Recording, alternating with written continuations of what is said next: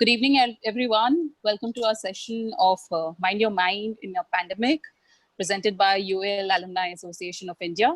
I would request Karishma Sahani Khan to come forward and give the welcome note. Hi, everyone. Thank you so much for joining us. And it's nice to see so many people come in here. My name's Karishma, and I'm a part of the UAL Alumni Association in India. And we've put this together because we've been actually following something called Mental Awareness Month. We feel like it's really important, considering the situation we're in right now, all of us together. It's very important to come forward and talk about these things, discuss it within our community, with each other, and actually, we may not find a solution every time we do this, but I just feel like it lightens us up a little bit. And that's literally the reason why we're doing this today. We've done a session before this, which we did it only for our community. And we felt like there were so many more people who had to hear all the wonderful things that we were learning. So today we have Era Dutt, who's here with us today. And she's going to be taking us through a presentation that she has, talking about how we can mind our mind in this pandemic. And Megha Garg, who actually introduced me very kindly, will be moderating the entire sessions. Megha, do you want to start? Yes. So sorry, to correct you, it's Dr. Era Dutta, and would like to welcome you on board. Yes. So Dr. Dutta is a neuropsychiatrist and a life wellness coach. And so welcome. Thank you so much for having me. Yes. We are very honored to have you. And, I have heard you in another, a webinar. And I think what you had shared was so enlightening that I thought we should bring this to our community as well. So before we start this session with your presentation, I have a few questions from the audience, and which I would like to address right now, because I'm sure through your presentation, they'll find their answers. So the basic ones are, how to keep sane and calm in this pandemic, and which I'm very, very sure that you have an answer to this, I'll try. I am very sure that you have. Yes. And so how do you handle anxiety, and how to be hopeful, how to stop worrying, how to feel less lonely, and how to grow in this pandemic? So these are the few topics, we would like you to address. And now over to you with your presentation.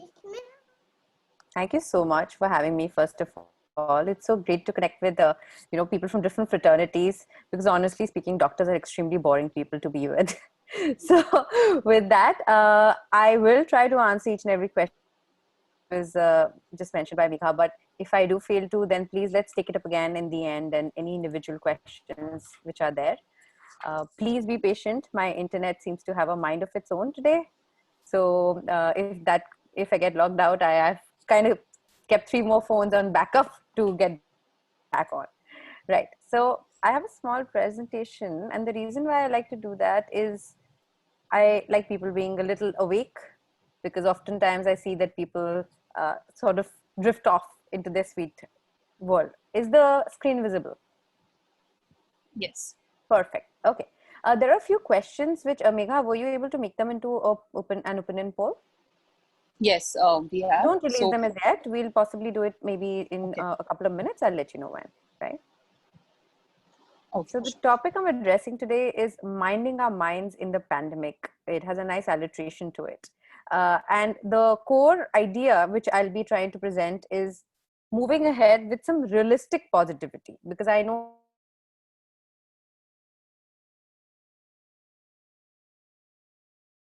motivated and always be positive. However, I believe that there is a realistic side to it, and that's the side that I try to follow, and that's the side that I would try to encourage you all to follow as well. So we're all either a prisoner of our mind, or we can be the guards of our mind. So the choice is entirely yours. If you want to guard your mind better, it won't hold you hostage. That's my opinion. A little bit about me. I'm Dr. Era Dutta. I am an MD in psychiatry, a DND in psychiatry after my MBBS.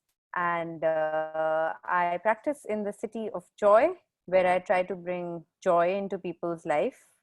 And I'm a consultant neuropsychiatrist and a life wellness coach. So over the years, I've had the privilege, has given me a more cultural understanding of our country. Again, mental health obviously transcends all borders of language, age, sex. However, yes, culture does have a very important influence to play in how we shape up our lives and how we grow up. Now, with that, I would love to have any of you, anybody, uh, share their opinion if they've ever been to a mental health professional or taken a family member or loved one to a mental health professional. Sorry, your Yeah, yeah.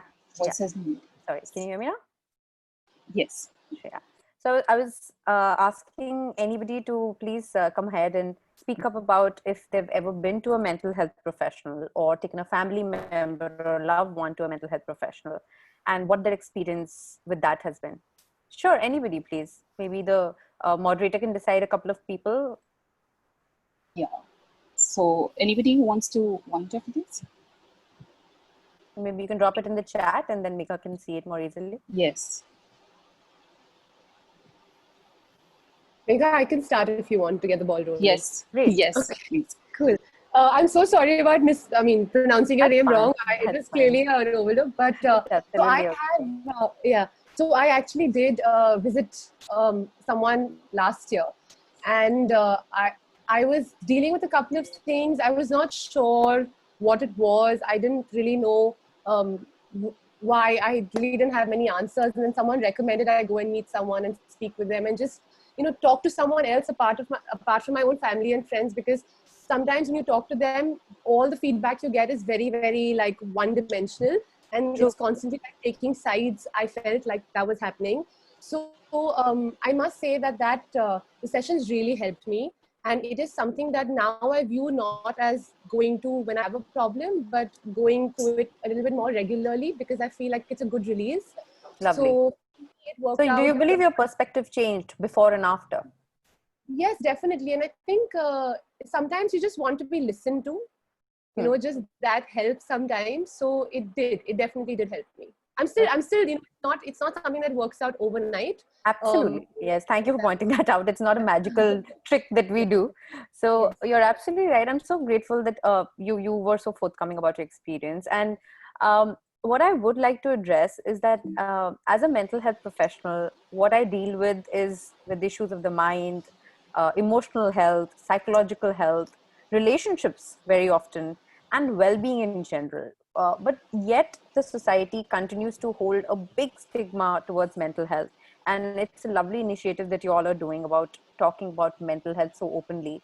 I am seeing a paradigm shift, which is really, each time that it happens, it makes my heart really happy that 10 years back when I started to now, it has changed. But for sure, mental health does have a stigma. Some of it is cultural, some of it is societal, some of it is just instinctive. We feel, why do I need external help? Why should I bow down and accept the fact that I need somebody else to help me out with my personal affairs? But mental health is beyond that. It's helping each other out in many different ways. And today we're doing one of them. Now, with that, mental health is something that I believe is so important and yet so often ignored by most of us. We would go to the gym, we would work out, but sadly, mental health is something that we think is secondary, or the lack of thereof is only when we realize that, oh, it's gone missing. Until it's there, it's all hunky dory, chalta hai, sab chalta hai, right? I believe awareness is a big key. I spoke at NIFT when I was working in Bombay, and I got to meet so many young minds, and so many of them shared their journeys as well. So over the years, all I've tried to do is create awareness, and this is separate from my practice because I believe that just talking about mental health or giving back to the community is an extremely helpful way of eradicating or reducing the stigma of the society. Now, with that, let's talk about how to mind our minds in this pandemic, which none of us have seen in our lifetime, and hopefully we wouldn't see in us the hope. So, positivity is an extremely good way to manage ourselves because what keeps us going? The light at the end of the tunnel, right? But what do we need to stay positive and happy in life? That's a question that so many ask themselves, and I ask myself very often, that what do I even need so that I stay sane, happy during tough times? So back in the day, once upon a time, all that people needed were roti, kapda aur makan. It was that simple. Just teen cheez chahiye aur kuch nahi chahiye. Well, the generation changed, and clearly I'm having trouble with the Wi-Fi today, or 4G for that matter, but that has become a necessity in this Kalyug. And what we do need as an add-on pandemic is a layer of mask. Kapra makan, and you may have all the bungalows, all the property, all the money to spend, but it doesn't matter if you go out without a mask. So much has changed, so much has shifted, right? So welcome to the SARS-CoV-2 time. Part happy to be meeting you all, because great to meet people. However, and not physically, but this particular situation is such a novel situation. It's a novel virus, first of all. We don't know much about it. Each day we're learning new things. It's a novel situation. And I believe as countries, we've responded in such a different way, novel way of lockdown and social distancing, things that we never even knew that existed, for that matter. In doctor fraternity also, we would read about it, but we'd obviously not really practiced so much of it. It is so novel that the stock market seems to be dancing with the news of the virus each and every day. My husband's very heavily into stock market, and I look at him get happy and sad based on the response, and I realize that the news sort of coincides with novel experience. I don't know if any of you have taken a flight recently, but I don't intend to anytime soon. However, it seems interesting with the pictures those are being circulated in WhatsApp. And who would have ever thought that oil prices could tank so bad? Oil that we think of as liquid gold, I mean, that definition also changed. So you see, life is so uncertain that all that we related to as power, traveling first class or stock market or oil, it has all changed its definition in the, just the batting of an eyelid because of a novel virus. In fact, there are new words in everybody's vocab. My 2-year-old can say the word quarantine with her baby accent and social distancing, and she says coronavirus chichi. So interesting times. And Sakshat Bhagwan ko aana pada. Lord Ram had to come back on TV, national TV, to combat this evil virus and to bring in some happiness, some joy, and some sanity into our lives, right? I hope all of you all watched it. So with that, let's release the poll questions. Do you consider yourself to be a generally optimistic or a positive person? I'd like to answer it as well.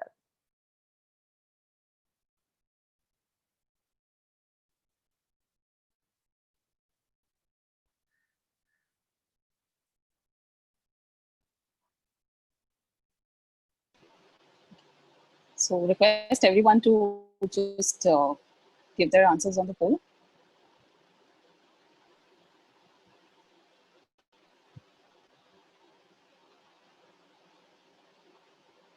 And maybe Megha, you can share the answers, the percentages with me, since if I zoom out, then I'll lose the presentation flow.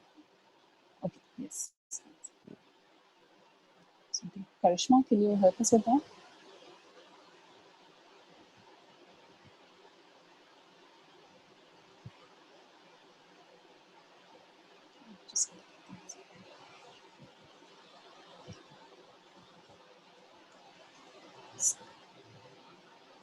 So you must have everybody.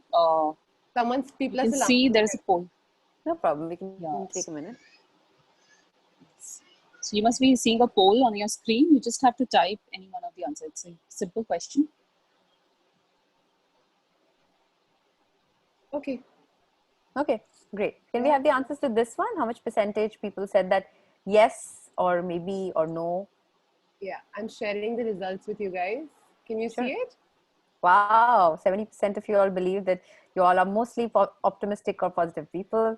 Some said maybe, and a few were very particular in saying that no.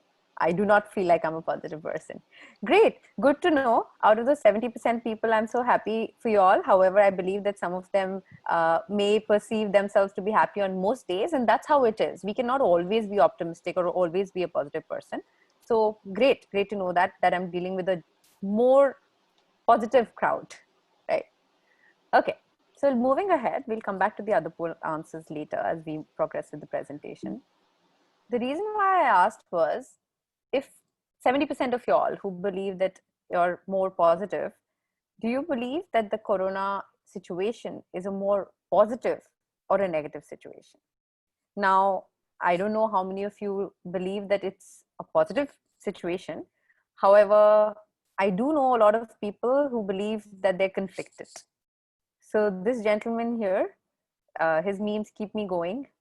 It brings that punch of humor, who believes that, oh, a negative test could be actually a bad thing. So obviously the first response to hearing how is the corona situation for people is obviously negative, duh. But what we're going to try together is to see the positive side of it. Again, we'd like somebody from the audience, maybe one person for maybe a couple of positive things that have happened to them personally in this lockdown period, particularly in the lockdown period. Moderator, you can decide to pick on someone you think is snoozing. Okay, anybody who wants to volunteer for this? Okay, so we have, we have Pooja, who's Great. sharing.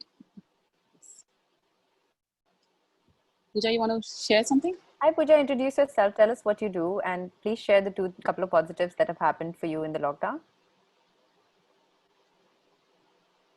You might have to unmute yourself. Some people have put some interesting ones in the chat also. Yes. You can have a look. So then Pooja shared that she spent her time with her family, so that was a very, very good thing for her. Mm-hmm. So we also have Manish. Manish, would you like to speak, or I can share what you have just discussed? I'd love to hear from Manish. I love it when it's a man talking about cooking. Lovely, please. My husband also cooked us something, so let's hear what Manish cooked. Yeah, hi. Can you guys hear me? Sure. Yeah, so the situation was quite special. I always had cooking on the list of things I wanted to learn, but I never did. And my mother is a health worker, and she decided that she would stay at the hospital instead of coming home. Mm-hmm. And I was left with no other option but to cook. So it's like, being pushed into a corner, but I somehow managed to cook, and it turned out to be one of the best distractions and something that I really enjoy, which I never thought I ever would. Mm-hmm. But it has been a very good experience for me. Cooking has been one of the things that has been keeping me sane to some extent. That's so nice. So things which we always felt on our list were at the bottom, or we swore to never touch, or we always said we'll touch when we have more time. So Modi ji gave us lots of time, said, think about it and go do it. And I'm so grateful that, you tried something that you never thought you could. Lovely. Can we have another person share something which is a first? So what I mean by that is something that you'd never done before. So for Manish, it was cooking for sure. But anybody else sharing a complete first? I'll share my first, and then maybe you can follow suit. So never had I ever cleaned a bathroom before. But yes, this lockdown got me to do that, and it was very interesting, and I think I did a good job. Okay. Yeah, somebody wants to add to that, please feel free. Can I go? Hi guys, this is Simran here. Yes.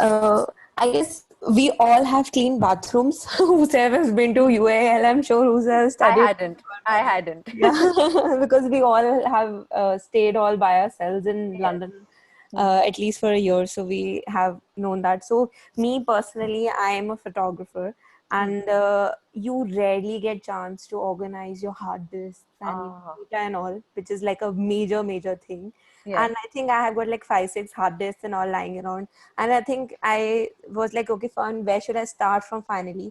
but then I started doing that, and it's like a regular process, and which made me realize that this is also very important work. It is not like, because data organization is also considered a very big work, because you Absolutely. Yes. culminating all the data for the past so many years, and it is basically your identity. So So decluttering is so important yeah, for keeping exactly. yourself sane. Yeah, Absolutely exactly. agree. So I think that is what was a really good thing, which made me going that okay fine, I started from one point, and I started going elsewhere, that okay fine, these are so many things, and so many things you forget also, that while you're doing. Wow. So I think decluttering, that really helped. It Hey was Pooja, very can I good. send my hard disk over to you? It needs a Yeah, little please. cleaning.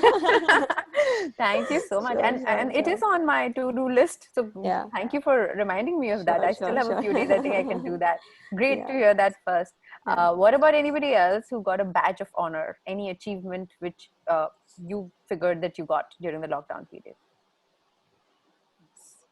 Please feel free to unmute yourself and share. Hi. Hi. So something very simple. So I've been regularly doing yoga, and suddenly, few days ago, my fingers could go beneath my feet, like Wow. full down, and then I started seeing some ab lines. So I'm just very happy about that.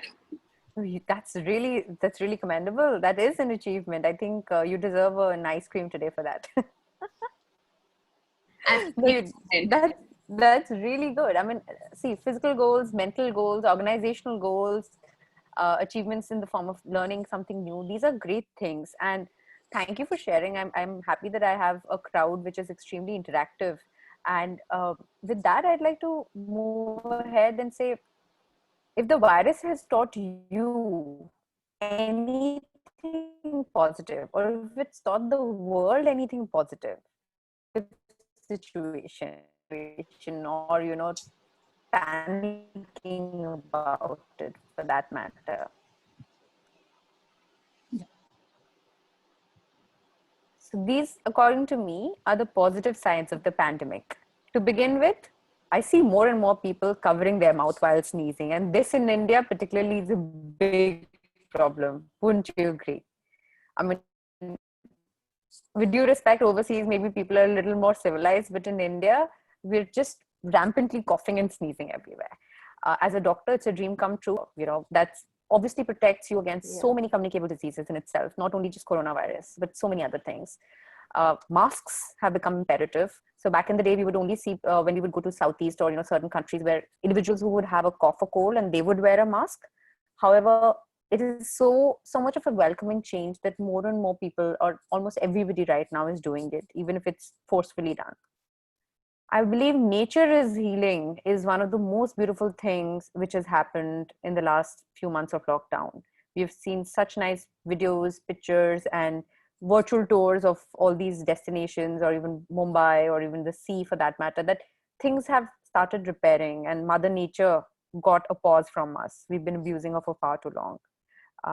We've got time. So like she said, somebody's written in the chat, I had time with family. Lovely gift, I would say. I believe technology is something which has been finally being used by many individuals because they're being forced. So now I'm doing a lot of my consultations, all of my consultations online for that matter. And it's interesting to see more and more patients welcoming the idea of sitting at home from the comforts of their home, connecting with us. Another concept in India which wasn't there for that matter. Older people learning technologies just to speak to their grandchildren. It's really beautiful. And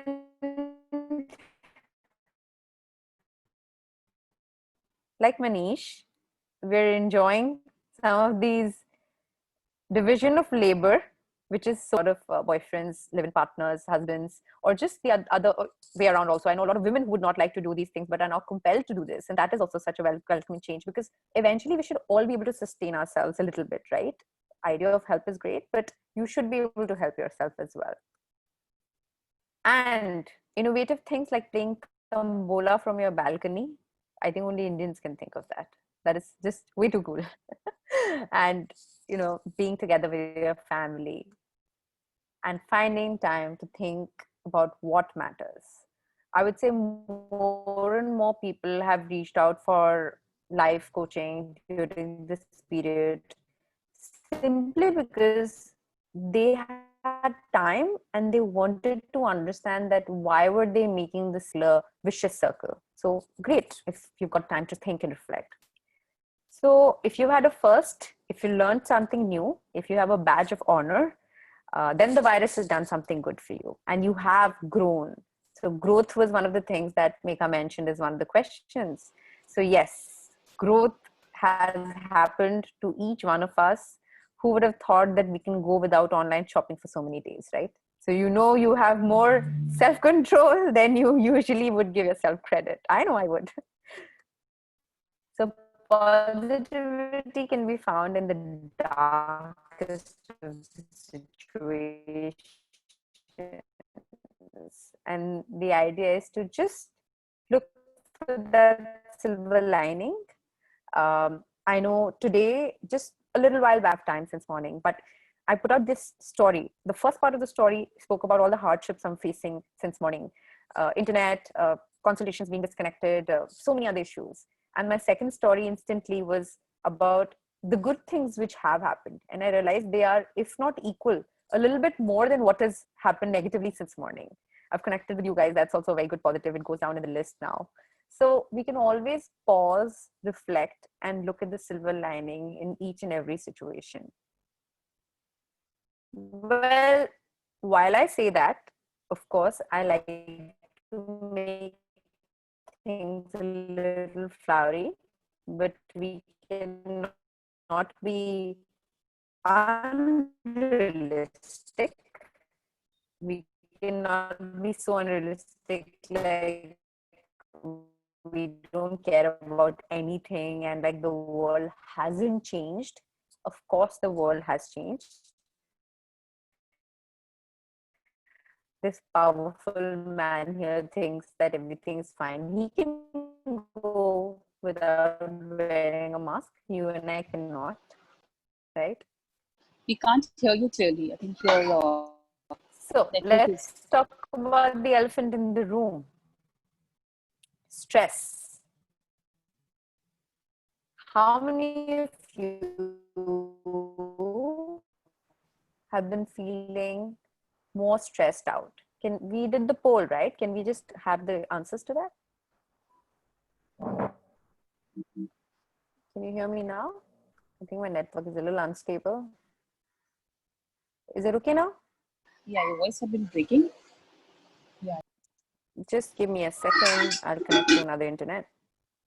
Am I audible? Yeah, but your voice is lagging. So it's coming in. 1 second. Sure. So meanwhile, if anybody has questions, they can post on the chat. We'll take it up after the presentation is over.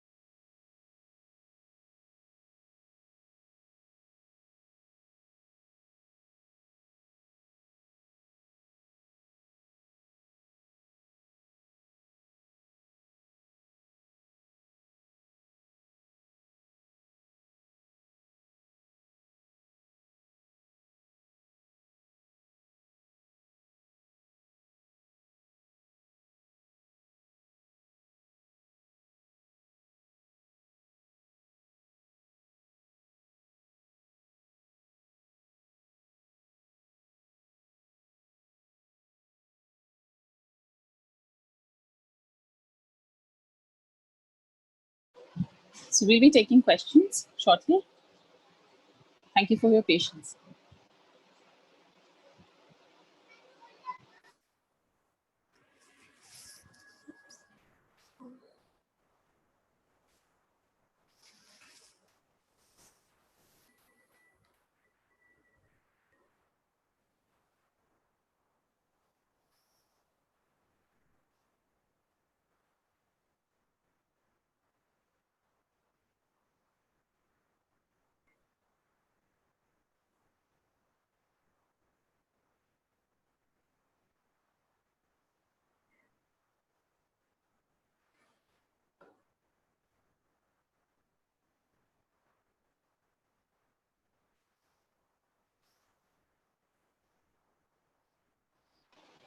Yes. We have Dr. Dutta.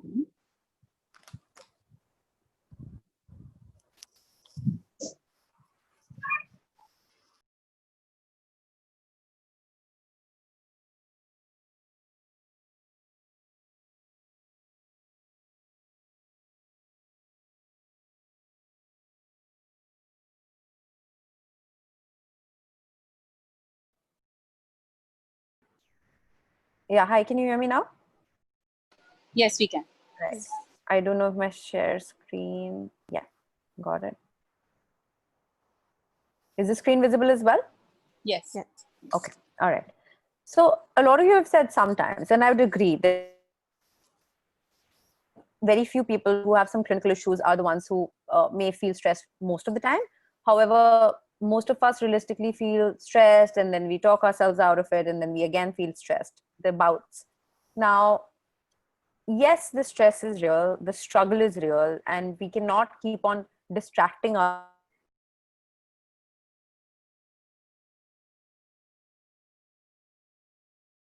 for that matter. About feelings. Is my internet again acting up? Yes, a little. There is a lag. But Okay. we can be like, if you, we can see the visuals and hear you a little. Not much. Is it coming at all, or is it gone completely? No, it is there. Now I can hear you. Acha, theek hai. So the real challenges have been that there have been challenges with all of us, clearly. I want to understand what challenges has your industry particularly faced, as fashion industry. We've been reading so many articles, how many stores will be closed in US alone, how much change is there, how many fashion shows are being canceled, how many people are going out of work. So let's hear about your particular industry, that what are the challenges with this new normal?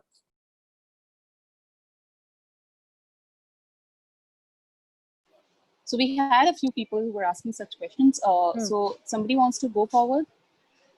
I think Disha was sharing something about the industry. Disha, would you like to speak? Yeah, sure. So I'm a brand strategist and graphic designer by freelance. Like I work as a freelancer and a solo entrepreneur. And I recently got into UI UX. But I think the biggest challenge, which was already there in the industry and now it's become even severe, is getting people to pay what you deserve, because there's so many people who've come in the industry who are just learning the software, pass out from Arena and things like that, and they are charging 10,000 for logos. And it's really difficult to be competitive, and especially with the COVID happening now, people would have even less budgets, right? Like to spend on marketing and logos and designing of brochures and whatever is needed. So the biggest challenge I'm facing is like, what to do, how to go ahead, what should the steps be? Because my own old clients are not ready to pay for the work anymore. They want work done in like as minimal as amount as the DPT workers work and things like that. So that's been the So biggest. I'm very happy that you brought this up, because coincidentally, I am one of the people who said this to somebody who approached me for social media marketing recently. And I said, I just don't have the funds. And he sold it to me so beautifully that he was able to sort of brainwash a psychiatrist. I was impressed with him simply based on that you need to convince your client about this is actually the need of the hour. How you brand yourself online, how you, strategize your next move from now is going to Yeah, determine the future of your business. And that's yeah, what he exactly did with me. And I was sold, honestly speaking. I said, okay, I'm definitely going to put a pin in that and think about it. yeah, Because what he said essentially was that the work you do today does not pay out today. It pays out later. Correct. yeah, So even if it's a small investment, or even if it's just starting walking with us, you do it now when the times are so bad, because not enough people can afford to do it. yeah, So you need to sort of get into their shoes, but yet be very empathetic and also sell them why it is more important now more than ever. yeah, So the pandemic has thrown a situation which nobody knows how to cruise. With all due respect, I mean, doctors are learning every day, politicians are learning every day, us as mothers are learning every day. We're all learning each day. But the idea is to take this as a challenge and see where you can grow. Yeah, yeah. I've been trying to do that for a while now because this challenge was there even before, like the digital industry versus the rest, which is more focused on print media and advertising, not televisions, but the rest of the stuff. And I normally fall into the other category and not Oh, really okay.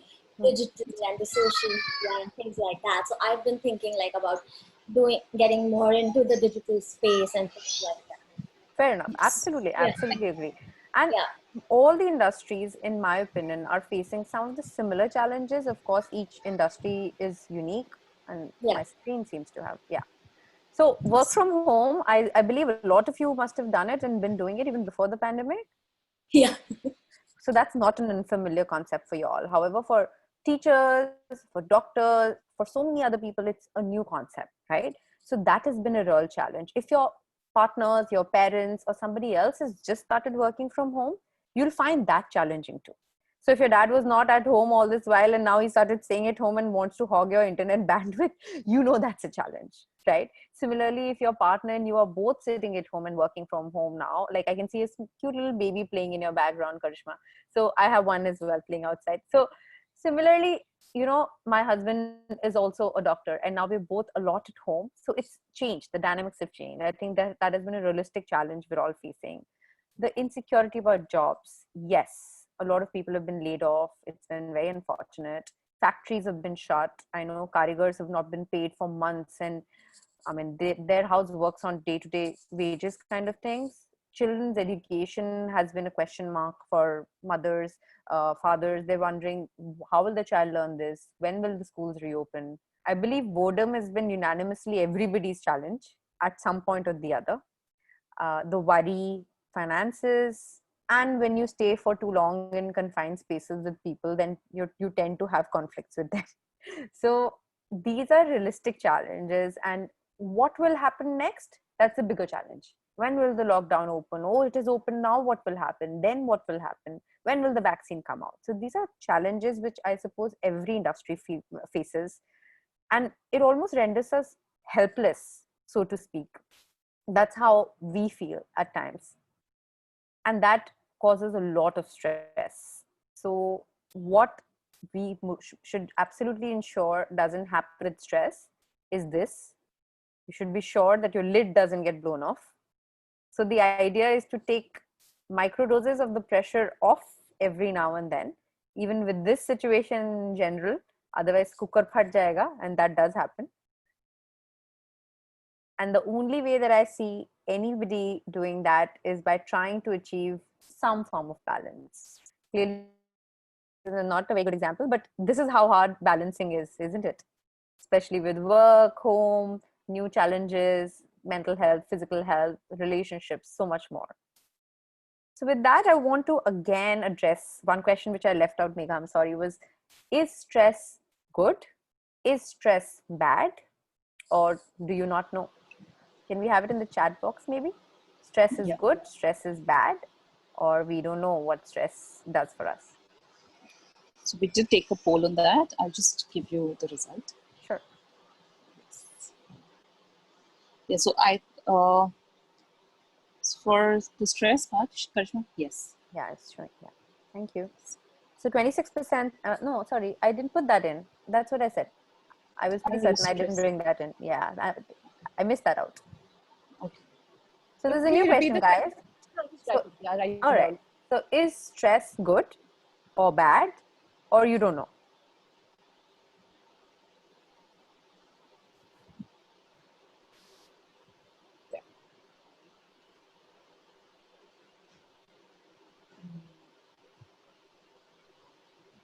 Has it shown up? It hasn't shown up on mine yet.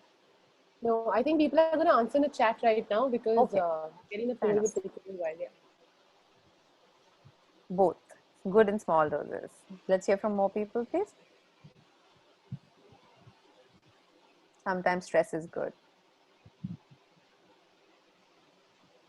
Good.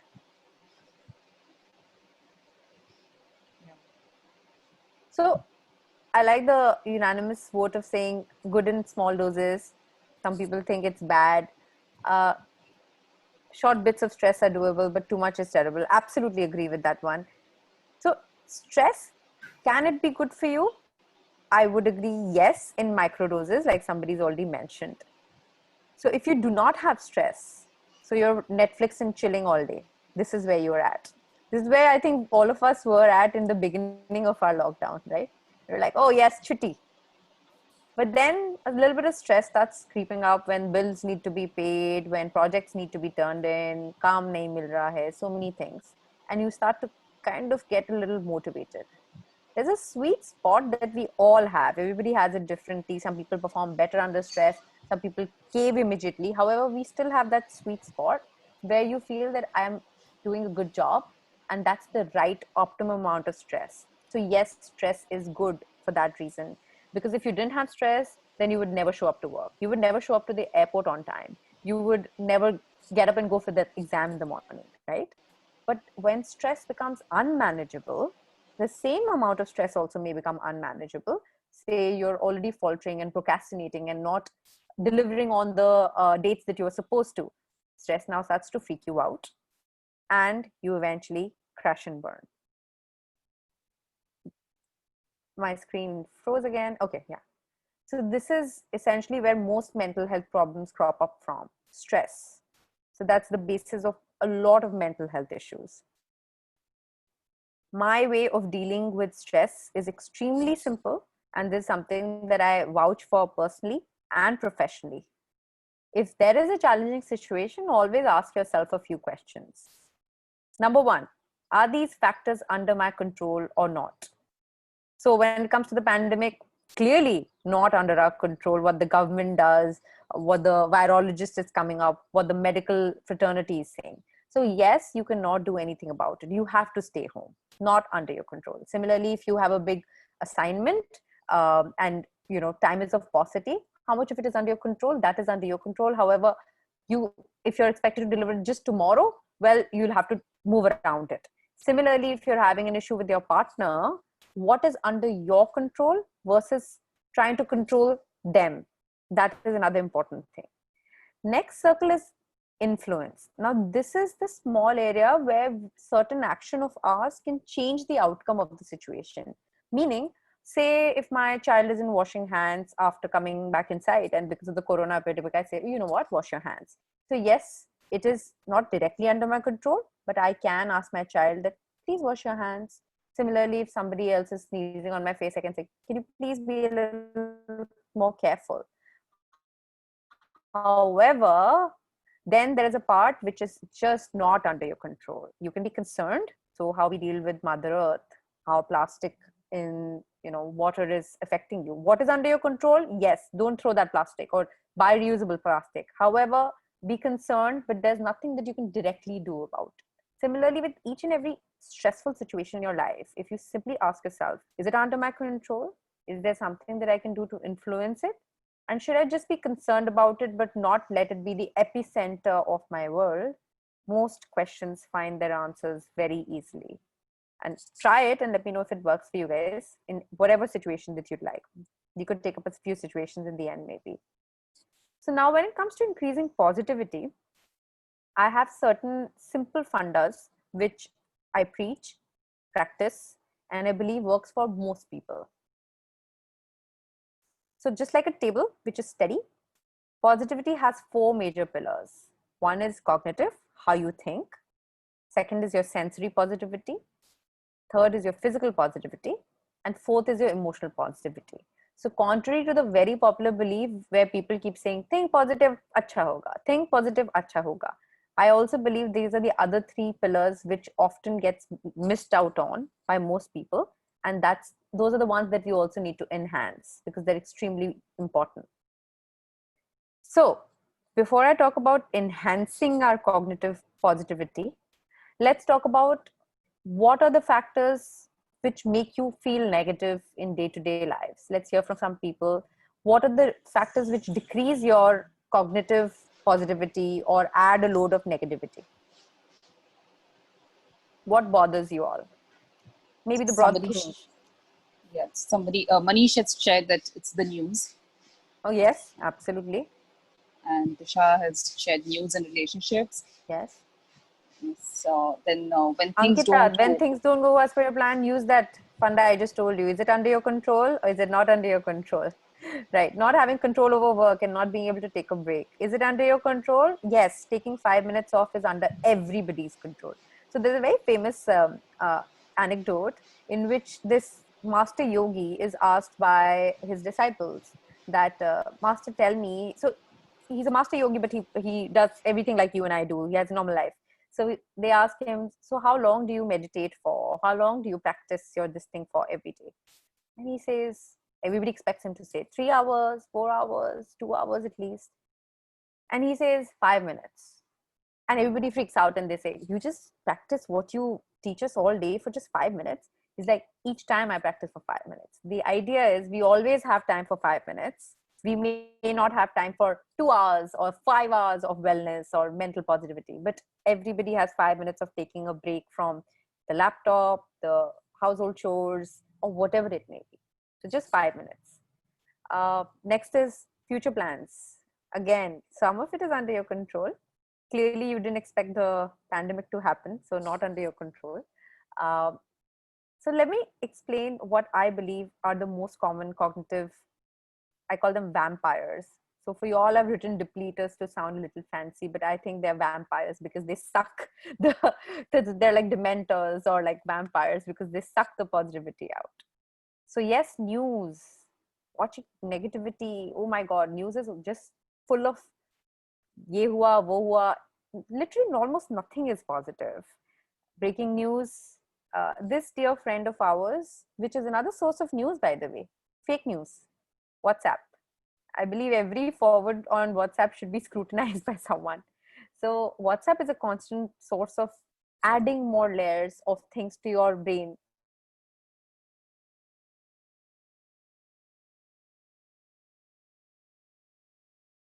Plug me We can't enough. hear Why you. didn't he reply back? Hi, can you hear me now? Yes, yes. No. My internet accepted the most juicy parts. So as I was So saying, you were at WhatsApp. yeah, so WhatsApp has destroyed more relationships cumulatively than anybody else for that matter.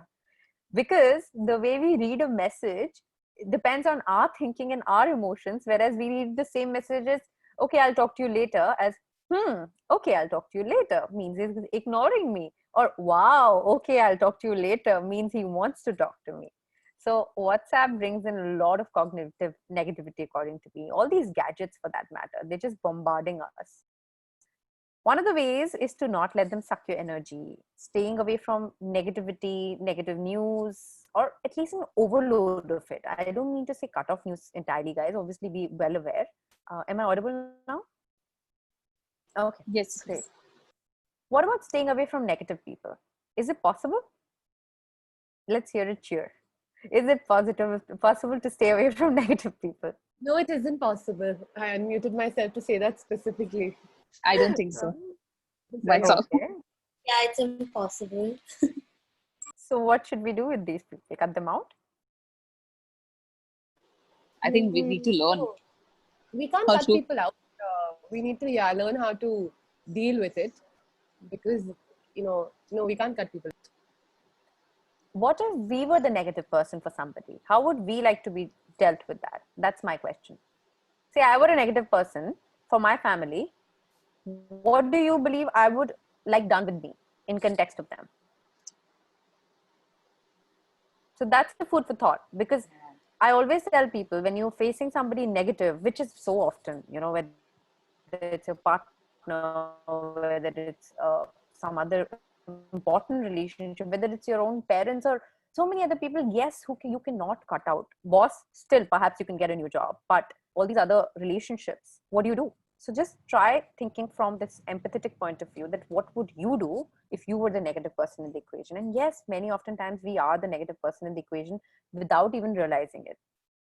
Context might be more important. Yes, so I agree. Sit down with them, talk through it in a positive way.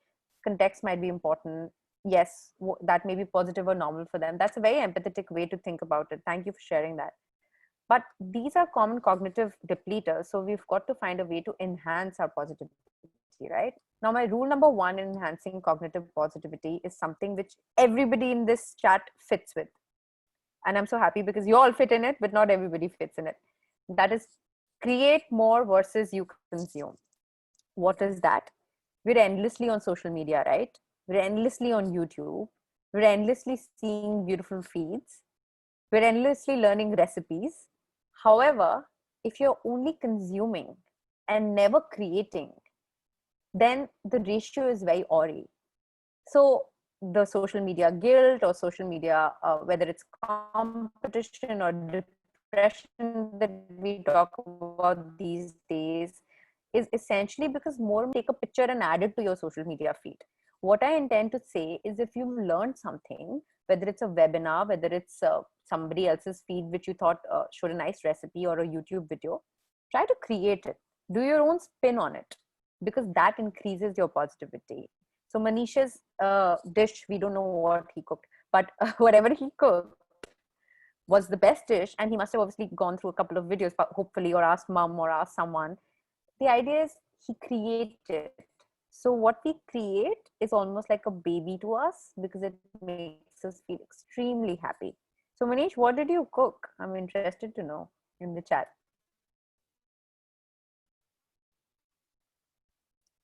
Next thing is spend time with young ones. If you don't have a young one, borrow your neighbor to take life easily, bindas. Doesn't matter, right? And we're always telling them, kuch nahi fark padta hai, but we often don't follow it. Spending quality time with your own self. A lot of us are very scared of spending time with ourselves. You know, the moment we're alone, we go for that self or we go for that device and we want to distract ourselves. But why always try to distract ourselves? Why are we always running away from our feelings? Why can't we just sit in and think about, oh, maybe my thinking is this way, or maybe I need to change upon this. So rather than running away from thoughts and feelings, maybe sitting down and analyzing once in a while would make more people feel happy. Let's see if Manish started with dal, moved on to paneer chicken breakfast options, and now he can open his own cafe. Good to know. Right? The next thing I want to talk about is sensory positivity. And this is different from cognitive positivity because I always tell people that thinking is yahan pe, brain mein, and senses are the 5 senses that you have. Now we're overloading our senses most of the time. I know most of us have more than one device open at one time. So it's our TV and it's our laptop, or it's our laptop and it's our mobile phone, or it's our mobile phone and our iPad. And in general, bahar se koi baat kar raha hai, somebody else is throwing instructions at us. So we're constantly multitasking. Now, what that leads to is not being in the present moment. So we're always thinking, oh, later I need to finish that chore. Oh, I need to see that patient. Oh, I need to send that out. Oh, I need to finish that task as well. But we're not here, right now. And that is another issue which constantly makes us feel like we're restless, forgetful, all over the place, and anxious for that matter. The way to hack it is essentially increase your sensory positivity. And I'm a big believer in mindfulness. Now, the mindfulness part could be through anything. I know Megha does chanting. So that is mindful, right? Because when she's chanting, she's focusing on the chant. Right, Megha, you do chanting, correct? Yes. Correct. So when you're doing it, the idea is to focus on the chant and not only focus on the outproduct of what that chant would lead to. Yes, it should make you more positive, make your life easier to deal with later. But if in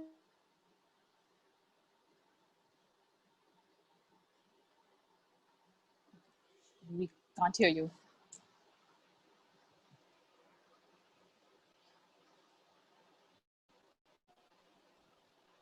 I think we've lost the connection. Can you guys hear me now? Yes. Okay. So I was telling Megha and I was telling the rest of you all, the idea is to focus on the process while it's happening rather than waiting for the product or the byproduct of it to happen. So if I'm eating or if I'm walking or if I'm even chanting or if I'm even talking to you all for that matter, if my mind is elsewhere, if I'm thinking about, oh my God, I need to do this after this, the whole point is lost. So being more aware of the now. Am I audible now? Yes. Okay, great.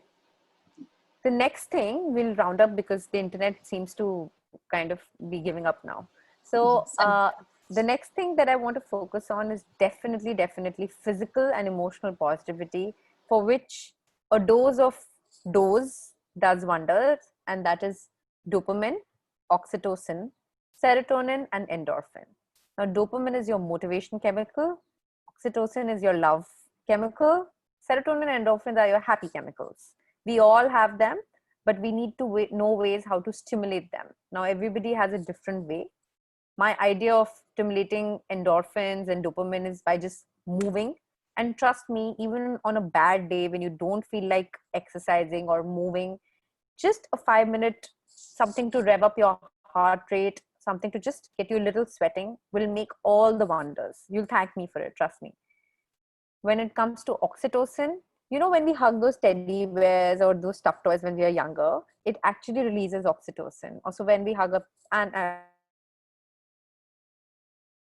smile from within, and that's because of oxytocin.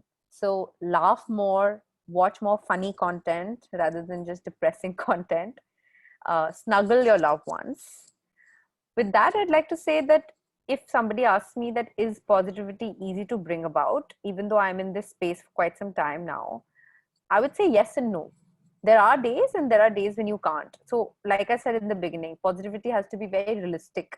You can't be laughing when your house is on fire, right? So one of the ways that I believe leads to short positivity in limited doses every day is by practicing gratitude. And it's great to practice. It's simple, it's easy, it's super effective. So like I said earlier, that even though today one of my stories was about the negatives that was happening today, I immediately realized that even though the cyclone has happened, I have a roof over my head, I have clean water, I still have electricity. There were people without electricity after the cyclone for days. And just being more grateful is all that matters. I'm grateful to all of you for being here today, for taking out your time, and for being so patient with my bad internet. And with that, I'd say this too shall pass, this whole negative pandemic. Just remember, positive thoughts, endorse some kind of physical activity and make them your own. In the pursuit of happiness, let's not try to chase something 20 years or 30 years later from now. Let's remember we are here right now and we only live right now. So try and follow more of Hakuna Matatas and enjoy yourself. For sure, there will be hurdles, but the hurdles are making you grow. Thank you. Stay optimistic and stay happy. I'd love to take some questions on. Thank you so much. I think it was a very, very enlightening session. I mean, I thoroughly enjoyed it. Thank you so much. So we quickly open the floor for questions. Anybody has a question, please? Yes, Manish would like to ask a question. Manish, please go ahead. So how to break, Manish, would you like to ask it, or he's typed it here? Yes, he's typed it. So I would read it out. How to break the repetitive patterns of negative thoughts at a conscious level. I am aware what is making me anxious is a remote possibility, but it does. So how to stop that? That you're aware. Awareness is number one. If you're not even aware of where the leak in the pipe is, then you don't know where to call the plumber for and say that, okay, yeah, ye wala bathroom mein problem hai, right? So it's good to be more aware, number one. Number two, try writing out what is making you anxious. Why? Because when we cook a khayali pulao or a khayali biryani, it goes in many different ways. However, when we actually start writing the recipe of that biryani down, we realize that it only has so many limited steps. So like you said, it's a remote possibility. Again, that's very insightful and aware of you. When you start writing it down, you'll realize that as you write it, you'll be able to counsel yourself out of it a lot better. And finally, there are a lot of relaxation techniques which help in reducing anxiety during those patterns when they're happening. Mindfulness is one of the ways that I just recommended. So, breathing, or whether it's meditation, those are really effective. Thank you. The next question is from Sandeep. He's asking, how important is closure for mind? I'm presuming this is in the context of relationships, Sandeep. Yeah. So closure is extremely important. When we talk about grief, now when a relationship breaks, what happens is grief occurs. It's almost like the death of an death of a person or death of a relationship are equivalent when it comes to the amount of hurt it causes. We go through certain steps. So the first is denial. We all say, nahi, mere saath nahi ho sakta. It can't be. Then we sort of get angry, whether it's with ourselves or whether it's with our partner. We even start bargaining that, if my partner takes me back, I swear I'll change. I'll do this, I'll do that, I'll change, I'll make it work. We sometimes get depressed. It's finally when the acceptance or the closure of your own mind happens is when you're able to let. Otherwise, most of us don't get closures of our own mind rather than getting closure from somebody else. Thank you. The next question is from Disha. She's asking how to deal with the whole uncertainty of marriage, of future, and feeling of being stuck after you have crossed the age of 32. Age is just a number. Kahan likha hai that age needs to be directly proportional to marriage, first of all. And ideally, you should not marry somebody just because it's the right time. It should be when you're ready. Again, what are the factors under your control? What are the factors under your family's control? Can you influence them? And finally, what are the factors not under your control? So a lot of us fuss over, what if my partner has this? What if my partner has this bad or negative habit, or isn't good enough, or has this quirk which I find weird? You may also have some of them. It's essential to start working on your own self and be the best version of your own self. By the time you meet somebody right, it's just going to happen. Yes. Next question is it necessary to get married? Who says that? It's necessary to breathe and eat and drink water. That's it. Okay. So there's another question which we took on the forms. It's somebody was asking, is it okay not to express stress, like people around you, I didn't follow. Is it okay not to express stress? As in to the people around you? Yeah, to the people, like people around you. So like telling your mom that, mom, I'm stressed, or in my opinion, it's not such a great idea, because talking about feelings helps. Most of us believe that if I tell somebody that I'm stressed, they'll worry too much about me or not give me what I'm expecting, or that, so if I'm looking for some kind of reaction and they don't give it to me, so the general pattern becomes, from the next time I will not share with them. However, talking helps a lot. So if you think about it from this perspective, the way we did it earlier, if somebody came and spoke to you about your stress, would you judge them? No, right? So similarly, why wouldn't you talk about your stressors, or that you're stressed out or you're depressed or you're upset, to someone else? Next question. This was a question which came from 3 to 4 students who have attended this. So it says that how social media has affected the mental health of the current generation. Right. So we tried to take that up during the whole thing with the cognitive depleters part. Social media is not bad. I firmly believe that everything has both sides to it, and it's how you use it is more important than what it is, right? So guns can be used to fight battles, to save your country. Guns can also be used to murder people recklessly. So it's the same thing, but the usage is different. And who does it depend on? On the person using it, correct? So if you're using social media to grow your brand, because in fashion, I understand all of you all, it's extremely important. There's nothing wrong with it. But if it consumes you, and there is no balance, like I spoke about, and that's all that you care about, so much so that it started affecting your relationship with others, where others have started telling you that, please give that social media a break and instead focus on us, you're eating with us, then you need to think about it, for sure. And social media does lead to a lot of comparison, leads to a lot of individuals feeling that they're not worth it. However, like I said, if you create more than you consume, maybe you'd feel better. So we'll take this last question. Sure. Okay. Yes. So it's how to deal with studio. I can see that. How to deal with friends who constantly seek advice and put us in place of therapists instead of seeking professionals' help.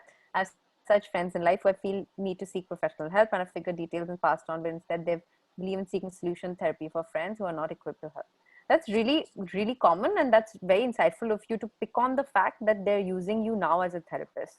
Again, if they are robbing you of your emotional peace, then please be very transparent, because oftentimes these individuals are the ones with dependency needs, and they sometimes get dependent on us as therapists as well. I've seen it happen where somebody's got extremely dependent on me for literally every choice that they've made. And then we also say the elephant in the room is that you're getting too dependent on me, and we try to tell them, please be on your own.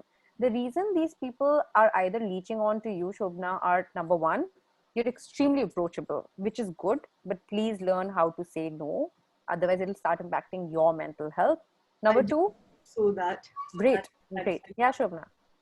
I do feel that has been happening, that you're absorbing so much of issues from different corners and different trends does get me in my own funk. Absolutely. Are you able to say no? I'm actually not able to say no. I feel that's my biggest problem. So now that's something you can work on in therapy, for that matter. Individuals who cannot say no to others are the ones who eventually get buried under everybody else's problem. You wouldn't imagine, this is a question I get asked by many individuals. So they come to me at the end of, say, a very tiring day of consultation, and they say, doctor, how can you hear so many people throw so much negative stuff out at you through the entire day and still keep sane? And the answer is obviously multifaceted, but one of them is because I know where to say no. There are certain times where I actually say, no, I will not see more than this number of patients because I know how much I can handle. Number two, I tell them, please do not call me after a certain amount of hours. These are the only hours I'm available. If I keep myself over available, which you as a friend obviously have to, then you're burning yourself out. You're spreading yourself way too thin. And finally, every now and then, I think you should let them play the therapist. And I'm not saying make up a problem of your own, but definitely share your problems with them. Why should you always be the therapist to them? I will practice. Great. Thank you. That was a very good question. Thank you so much. Okay. Thank you. I think that's it for today. Thank you so much for having me. Yes. So I would request Karishma to say a word of thanks. Okay. Thank you so much. It's I've made my little notes. I have my post-its put up on my desk. I'm going to refer back to them. You can have the presentation. I'll just shoot it to. I know. Like when you talk about it to us, like, you know, we see things online. You read a lot of different things, but when someone sits down in front of us and talks to us about it, I think it makes like a larger impact. So thank you very much for very, patiently also, talking us through, everything. And I just want to know, is there any other way that people can reach out to you in case someone wants to reach you, on an individual level? I'm going to put my email address and my website here in the chat box for everybody. And they can definitely get in touch. I'm always available. Perfect. Right? Perfect. And also one last question. Sure. I have one last question for you. Is it, what do you feel about online sessions with a therapist? Considering it has its limitations in the way, like right now you can only see this much of my body language, right? So body language is a very important thing for us to pick on. And there have been times where just with this, I've literally told people that, okay, right now you're not paying attention. So it has its limitations, but I think the idea is, if versus no help, if it's online, definitely online is great. And with the whole COVID situation, why not? You can be at the house and I can be at my house. So why not? Definitely. Perfect. Thank you so much. Thank you. Thank you, Megha. Thank you, everybody. Thanks, Megha, for having me. Bye. Thank you so much for joining. Thank you.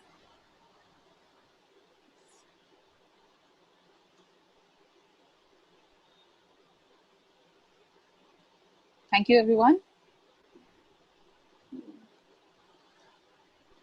Yeah, you can leave with the option of leave meeting.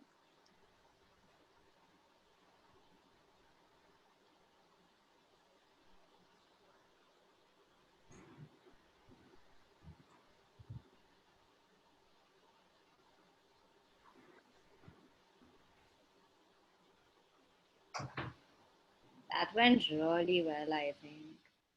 Yeah. It was so good. Hi, guys. Can we stop the recording? Yes. Yes. I'm going to leave. I have another class on already. Okay.